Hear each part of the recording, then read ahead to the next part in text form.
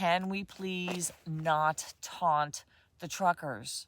Can we please not piss off the truckers? Working people have just had enough and are ready to show the white-collar elites that they have more power than I think is realized and appreciated. At the end of the day, I can't but support them completely.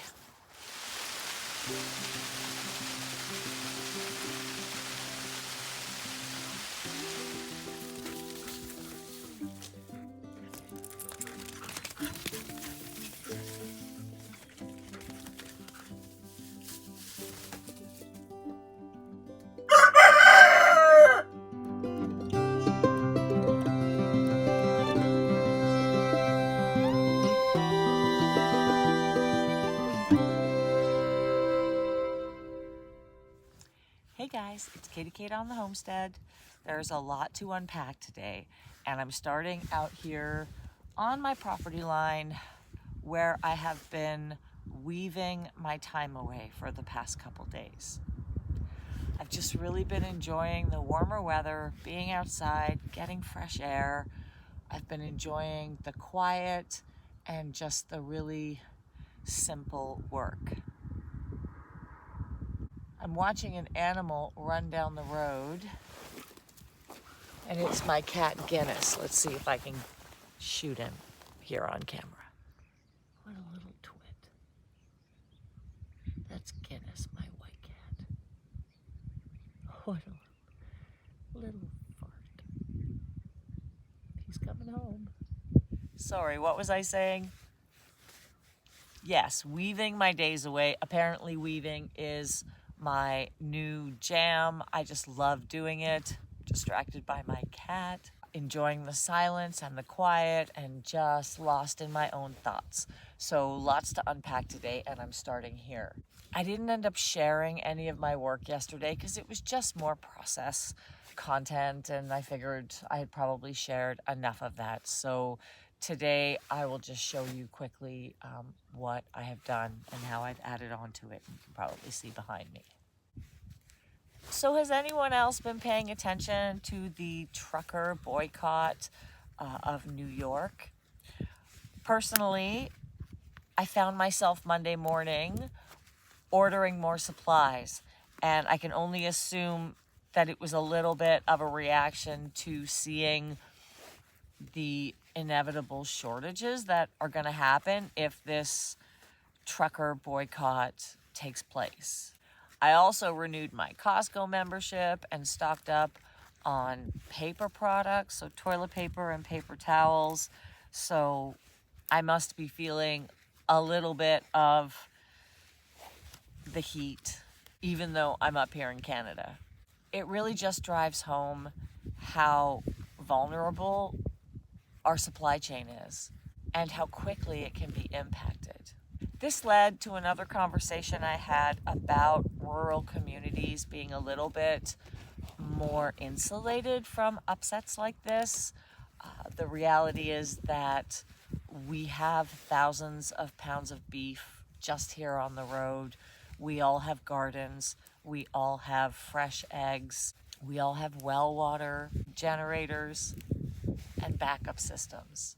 There's a dairy farm right on my road for a supply of milk, and a lot of the grocery stores here actually do stock from local greenhouses. So we might not be as impacted by shortages caused by something like shipping interruptions.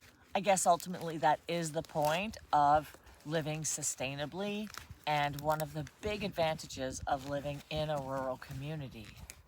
Seeing the comments online are a little bit off-putting. I see a lot of people almost taunting the situation, saying how many times truckers have threatened these kinds of boycotts and protests and how it never amounts to anything. And I find that a little bit scary. Can we please not taunt the truckers? Can we please not piss off the truckers? Can we have some respect for them and the impact that their hard work has on our everyday quality of life? There is a reason why people are upset.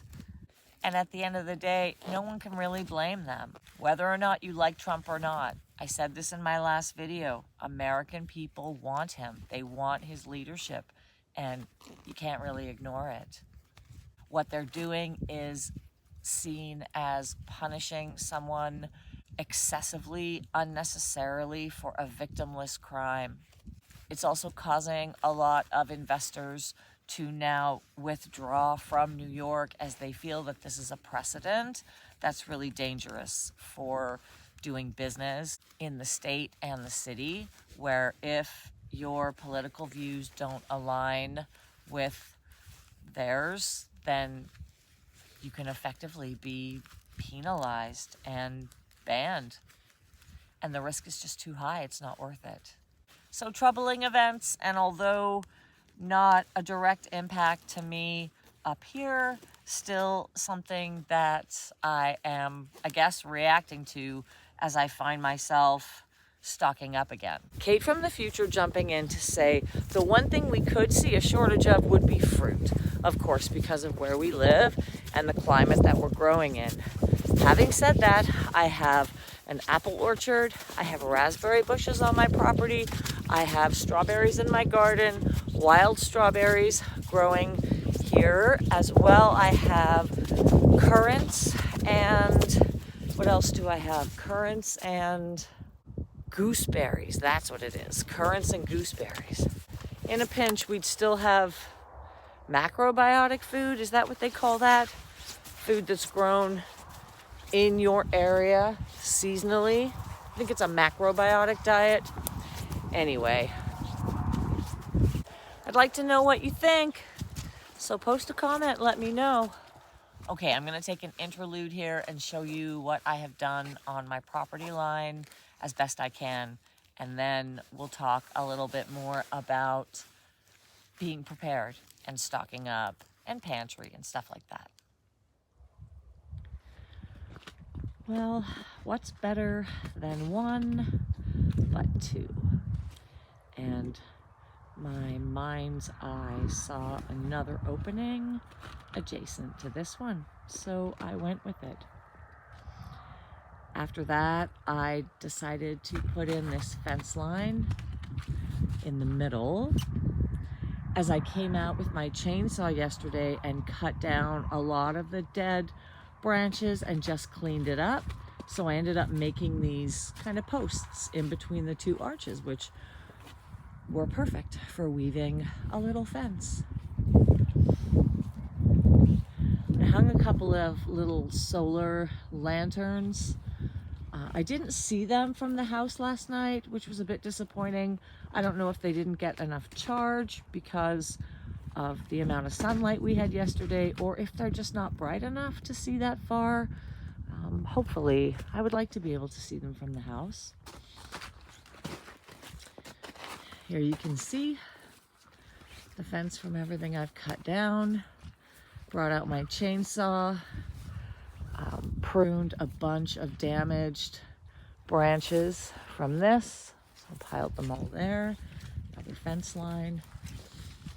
And there's a couple of trees here that had been blown down, I guess. So again, took my chainsaw, cleaned it up, piled another fence line, which brings me down to this opening that I made, and I need to get on this side with my chainsaw again and cut down some of these broken trees.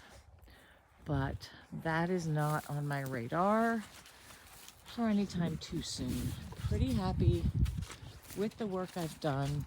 Most of the grapevines that I have cut down have been woven in.